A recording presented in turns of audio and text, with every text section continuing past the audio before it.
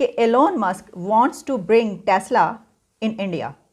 वो इंडिया में अपनी टेस्ला कार कंपनी लॉन्च करना चाहते हैं और इस सिलसिले में उनको कुछ चैलेंजेस दरपेश हैं, कुछ प्रॉब्लम्स, कुछ हर्डल्स हैं, जिसके लिए उन्होंने सोशल मीडिया पर जैसे ही लिखा तो इंडिया के कई एक पॉलिटिशियंस ने उनका बहुत ही ओवरवेलमिंग जवाब दिया, उनको रिप्लाई किया, डिटेल्स में उनको जवाब दिया और कहा कि आप आएँ और हमारे साथ काम करें और आपको जो भी चैलेंजेस दरपेश हैं हम उसके लिए मिलकर काम करेंगे और उनको ख़त्म करेंगे।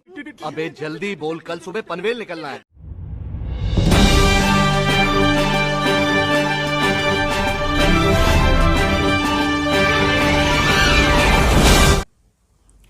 आप देख रहे हैं breaking barriers. I am your host Alia. एक बहुत ही इंटरेस्टिंग टॉपिक है आज। एलोन मस्क दुनिया के अमीर तरीन इंसान तो वो हैं he is the richest man of this world.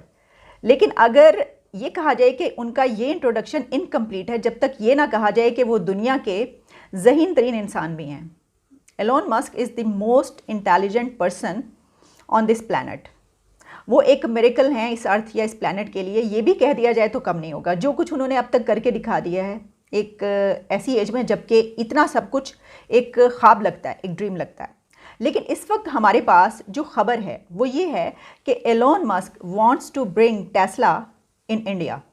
वो इंडिया में अपनी टेस्ला कार कंपनी लॉन्च करना चाहते हैं और इस सिलसिले में उनको कुछ चैलेंजेस दरपेश हैं, कुछ प्रॉब्लम्स, कुछ हर्डल्स हैं, जिसके लिए उन्होंने सोशल मीडिया पर जैसे ही लिखा तो इंडिया के कई एक पॉलिटिशियंस ने उनका बहुत ही ओवरवेलमिंग जवाब दिया, उनको रिप्लाई किया, डिटेल्स में उनको जवाब दिया और कहा कि आप आएँ और हमारे साथ काम करें और आपको जो भी चैलेंजेस दरपेश हैं हम उसके लिए मिलकर काम करेंगे और उनको ख़त्म करेंगे।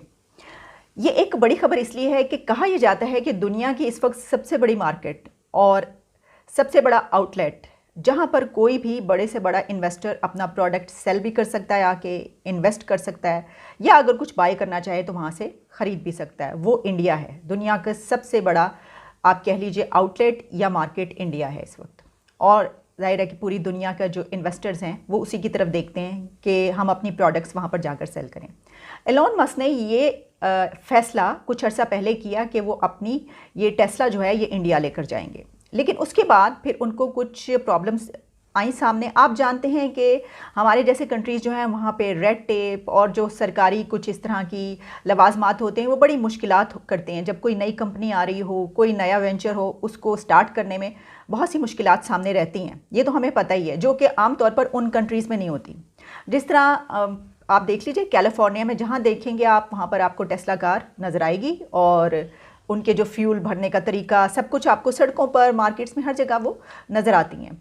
और वहीं पर एलोन मस्क इस वक्त अपना ये काम कर रहे हैं, लेकिन अब मेरा ख्याल है कि वो ह्यूस्टन शायद चले गए हैं।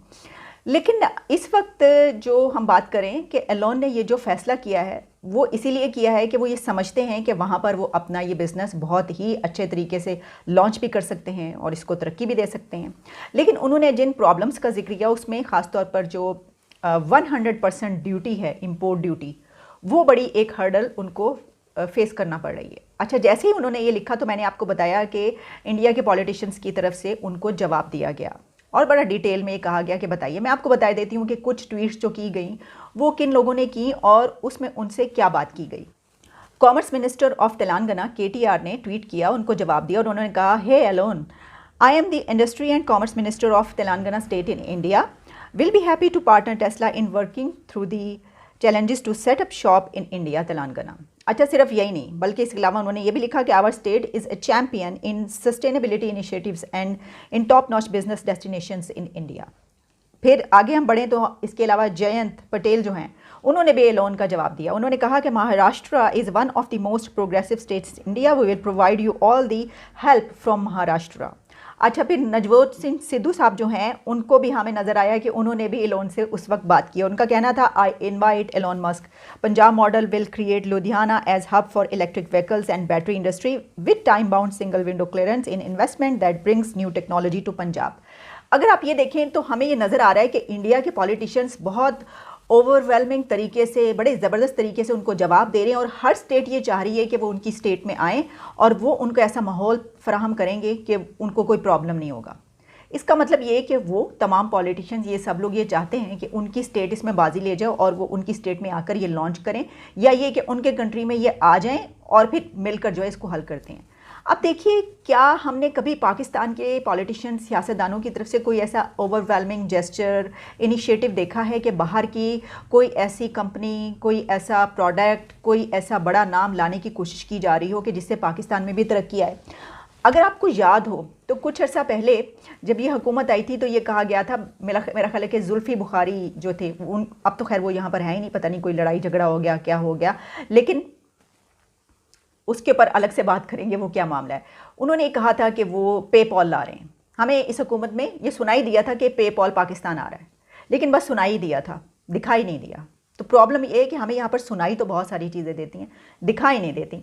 अब देखिए कि पेपॉल भी नहीं आ सका। भाई क्यों नहीं ला सके आप?